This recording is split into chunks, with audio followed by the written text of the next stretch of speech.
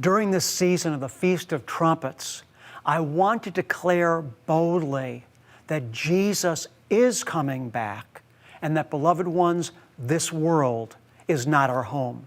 The Feast of Trumpets reminds us that the Lord will come back with the voice of the angel, with the trump of the angel, with the trump of God. Jesus is going to return. Just like the trumpet announced God's glory at Mount Sinai 3,500 years ago, where Moses and the children of Israel heard a trumpet from heaven that sounded louder and louder and louder. And when it reached a crescendo, God spoke, and Moses went up on top of the mountain and met the Lord there.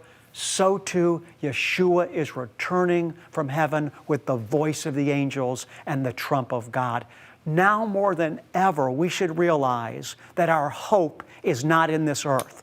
It's not in America, it's not in Canada, it's not in Europe, it's not in Africa, it's not in any place on this earth. Jesus said, "My kingdom is not of this world." So I want to encourage you today, as we're in this Feast of Trumpets season, to recognize, beloved one, that this world is not your home. God has got a greater destiny prepared for you. And we need to live in this earth, putting to death the deeds of the flesh, leading a sober life for Him. And how do we know how to do that? By His written word. And beloved, as we follow the Lord in this life and overcome the lust of the flesh and the temptations of this world, we have a reward coming to us that can only be described as something that is comparable to what eye has not seen and what ear has not heard.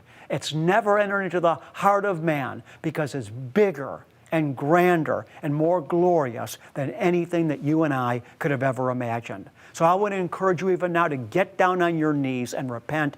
Ask Yeshua to cleanse you and to prepare you to live the rest of your life in obedience to Him and in love for God.